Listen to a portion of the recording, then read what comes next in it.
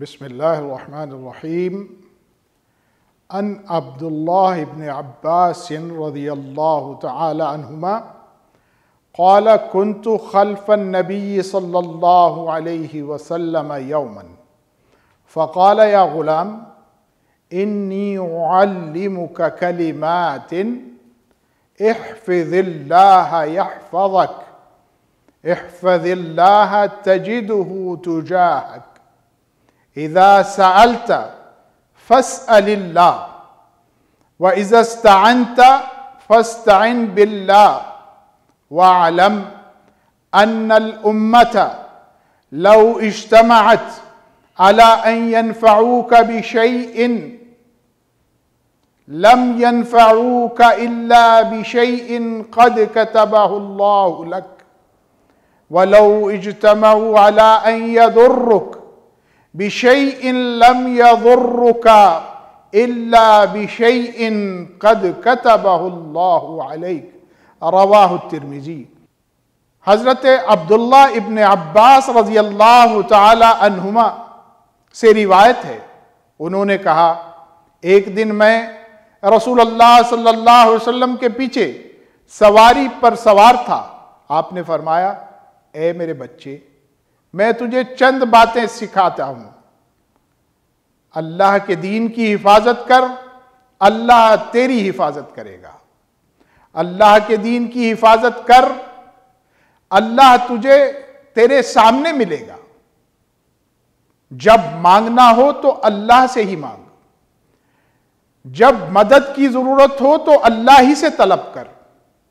یہ بات جان لے کہ مخلوق اگر تجھے نفع پہنچانے پر اتفاق بھی کر لے تو وہ نفع نہیں پہنچا سکتی مگر اسی قدر جس قدر اللہ نے تمہارے لیے لکھ دیا ہے.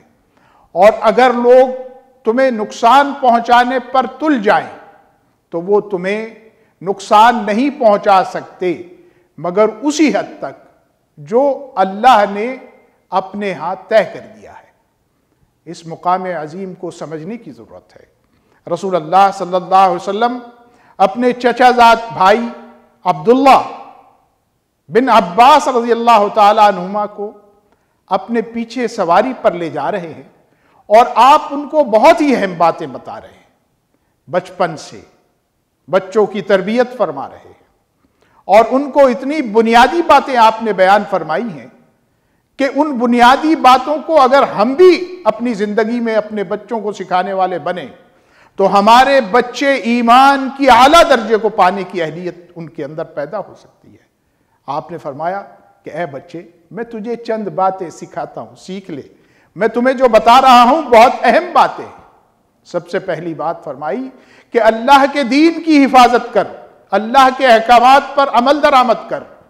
اگر تو اللہ کے دین کی حفاظت کرے گا تو اللہ بھی تیرا محافظ ہوگا، اللہ تجھے پروٹیکٹ کرے گا، اللہ تجھے کسی کے ہاتھ پہ ضائع نہیں کرے گا. آپ نے فرمایا کہ اللہ کے دین کی حفاظت کر، تو اللہ کو اپنے سامنے پائے گا. جب تو دین پر کاربند ہوگا تو اللہ تجھے چھوڑے گا نہیں، تمہارے ساتھ رہے گا اور تمہاری معاونت کرے گا. اسی طرح آپ نے فرمایا کہ جب بھی تو مانگے، اذا سألت فاسأل اللہ، اللہ سے مانگ، کسی اور سے نہ مانگ. فرمایا کہ جب تجھے مدد کی ضرورت ہو تو اللہ سے مدد مانگ، مخلوق سے مدد نہ مانگ. خالق سے مدد مانگ، مسبب الاسباب سے مدد مانگ، وہ تیرے لیے اسباب پیدا فرما دے گا.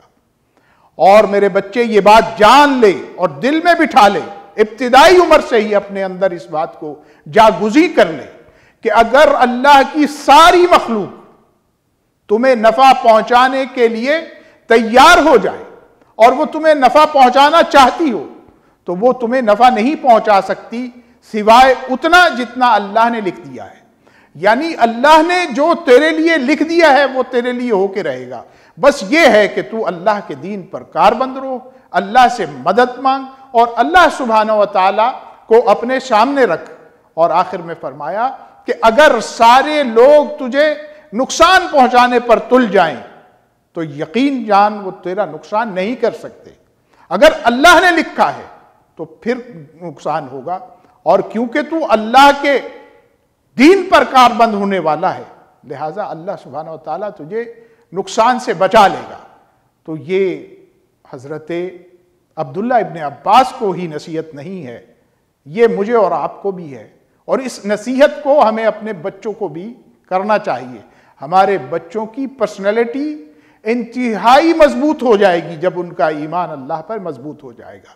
آج کے دور میں لوگوں نے ٹیلی ویژن کے اوپر کارٹونوں کے ذریعے سے اپنے بچوں کے ایمان کو خراب کرنے کا جو سلسلہ شروع کر رکھا ہے، اور جس کے اندر وہ یہ سمجھتے ہیں کہ فلاں کردار جو ہے وہ نفع پہنچاتا ہے، یہ اس بنیادی کانسیپٹ سے جو کہ اس حدیث میں دیا گیا ہے متصادم ہے.